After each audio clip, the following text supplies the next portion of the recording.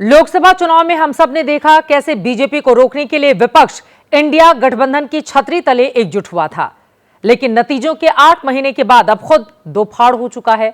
अपनी अपनी सहूलियत और सियासी दांवपेच के लिए विपक्षी दल अलग अलग खेमों में खड़े हो गए हैं। समाजवादी पार्टी के बाद टीएमसी ने आपका साथ देने का ऐलान कर दिया। आरजेडी के साथ उद्धव की शिवसेना फिलहाल अभी कंफ्यूजन में है। आम आदमी पार्टी के पक्ष में 2 और कांग्रेस का खाता खुलने का इंतजार। ये 8 फरवरी को आने वाले दिल्ली चुनाव के रुझान नहीं, चुनाव से पहले सियासी बिसात का आंकड़ा है।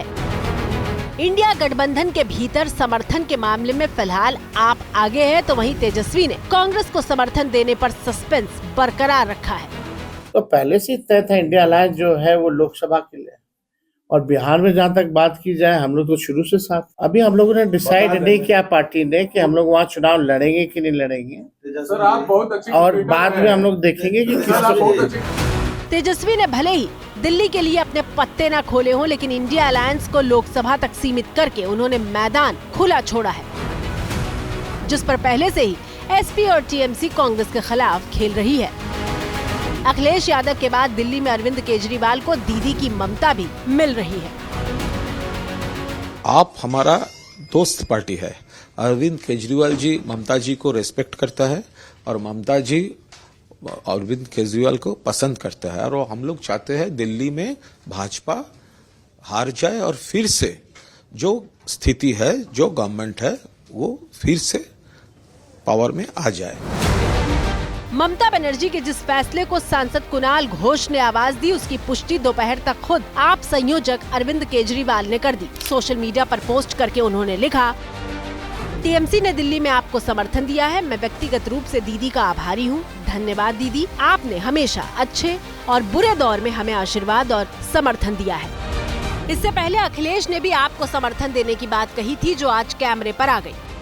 हमारा नीति स्पष्ट है, भारतीय जनता पार्टी को हराना है, तो जो जहां मजबूत है उसको मदद करनी चाहिए, और जहां हम वहीं लड़ते हैं जहां हमारा संगठन है, हम मजबूती से लड़ सकते हैं। और आप पिछले 2 बार से दिल्ली में सरकार बना रही है, मजबूती से लड़ाई लड़ रही है, इसलिए समाजवादी पार्टी ने उनका समर्थन किया है। दरअसल दिल्ली देश की राजधानी के साथ साथ उत्तर भारत में रोजगार का बड़ा केंद्र है, जिसमें पूर्वांचली भी बड़ी तादाद में है। अखिलेश के जरिए आप तो लालू के जरिए कांग्रेस पूर्वांचली वोटर को अपने पाले में लाने की कोशिश में जुटी है, लेकिन इस लड़ाई में इंडिया गठबंधन 2 खेमों में नजर आ रहा है। भानुमति ने कुनबा जोड़ा, कहीं की ईंट कहीं गरोड़ा। ये इंडी गठबंधन पहले भी था, जब आदरणीय प्रधानमंत्री के रूप में अभी निर्वाचित श्री नरेंद्र मोदी को हटाने के लिए सब लोगों ने षड्यंत्र करके जनता को गुमराह करने का काम किया, और इन सबके जो पोल थी वो खुल गई और सब बिखर गए अलग अलग। ममता बनर्जी अलग हैं, कांग्रेस अलग है, केजरीवाल अलग हैं, तो जनता इनके भ्रमजाल को समझ रही है।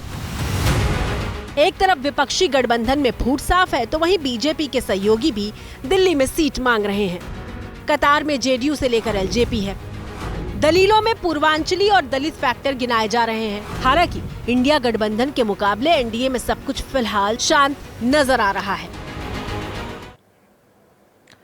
दिल्ली में आप और कांग्रेस की सियासी लड़ाई को लेकर इंडिया गठबंधन भले ही 2 धड़ों में बंट गया हो, लेकिन महाराष्ट्र की राजनीति करने वाले कांग्रेस के ही नेता कैमरे पर यह बोल रहे हैं कि दिल्ली में जीतेगी तो आम आदमी पार्टी ही।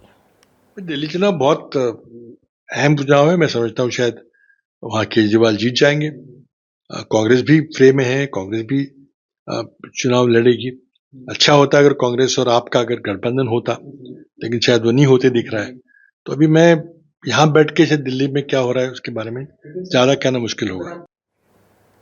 दिल्ली वाले कांग्रेस के नेता यहां पर मेहनत कर रहे हैं, पसीना बहा रहे हैं इस गिरे हुए सियासी तापमान में भी, और महाराष्ट्र में बैठे हुए नेता उनकी मुश्किलें बढ़ा रहे हैं। फिलहाल दिल्ली की सियासी पिच पर कांग्रेस के वोट को ही अपने पाले में करके आम आदमी पार्टी ने अपने आप को खड़ा किया। 2 चुनावों से विधानसभा में कांग्रेस 0 पर आउट हो रही है। इस बार दोनों में गठबंधन की चर्चा हुई थी, लेकिन बात आगे नहीं बढ़ पाई। 2020 के विधानसभा चुनाव की बात करें तो आम आदमी पार्टी सभी 70 सीटों पर चुनाव लड़ी थी। यहां कांग्रेस का आरजेडी से गठबंधन था।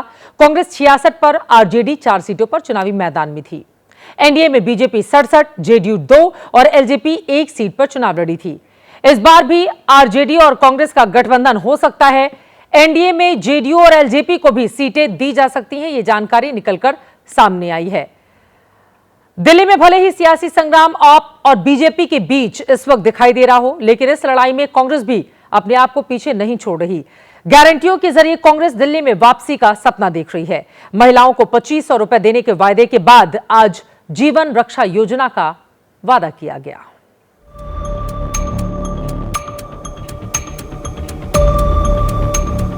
$25 लाख रुपए के सुरक्षा कवच से कांग्रेस दिल्ली में अपनी सियासी सेहत सुधारने की तैयारी में है। प्यारी दीदी योजना के बाद आज कांग्रेस ने जीवन रक्षा योजना का वादा दिल्ली वालों से किया। राजस्थान के पूर्व सीएम अशोक गहलोत को सुरक्षा कवच लॉन्च करने में जगह दिए जाने की भी खास वजह रही। 2023 में चुनाव से ठीक पहले बतौर सीएम अशोक गहलोत ने राजस्थान में भी 25 लाख की बीमा योजना लॉन्च की थी। हालांकि राजस्थान में कांग्रेस सत्ता में लौटी नहीं, लेकिन दावा है कि दिल्ली में कांग्रेस का पुराना दौर लौटेगा। वो तो विपक्ष है हमारे लिए, उनको ये भ्रम है कि पहले वो जीत गए थे 2 बार। इस बार माहौल बदला हुआ लगता मुझे, माहौल बदला हुआ है। कांग्रेस बहुत बेटर तरीके से कैंपेन कर रही है। मुझे यकीन है कि इस बार परिणाम अच्छा है। 2024 लोकसभा में कांग्रेस और आप भले ही एक साथ दिखे हों, लेकिन अब एक दूसरे के सामने तलवारें ताने खड़े हैं। कांग्रेस की रक्षा कवच स्कीम को आप की संजीवनी योजना का काउंटर माना जा रहा है। आज भी रक्षा कवच वादे की लॉन्चिंग के दौरान कांग्रेस के तेवर आप पर ही ज्यादा तल्ख दिखे। यही बात आम आदमी पार्टी को अखर गई है। देखिए, आज अशोक गहलोत जी का भी बयान आया है, उससे अगर कोई भी संशय था आपके दिमाग में तो वो भी खत्म हो जाएगा। पूरी तरह से समर्थन कर रही है कांग्रेस और बीजेपी एक दूसरे का इस चुनाव में। एबीपी न्यूज पर प्रसारित अशोक गहलोत के बयान को अरविंद केजरीवाल ने भी पोस्ट किया। बीजेपी कांग्रेस को चोरी छिपे गठबंधन की संज्ञा दी और अशोक गहलोत को इसे कथित तौर पर सार्वजनिक करने के लिए धन्यवाद दिया। दिल्ली में चुनाव के ऐलान से पहले ही आप कांग्रेस को इंडिया गठबंधन से अलग कराने की मांग कर चुकी है और अब कांग्रेस भी दिल्ली में आपके साथ खेला करने के मूड में नजर आ रही है। इस त्रिकोणीय मुकाबले में बीजेपी मौन रहकर भी मजे में दिखाई देने की कोशिश में है।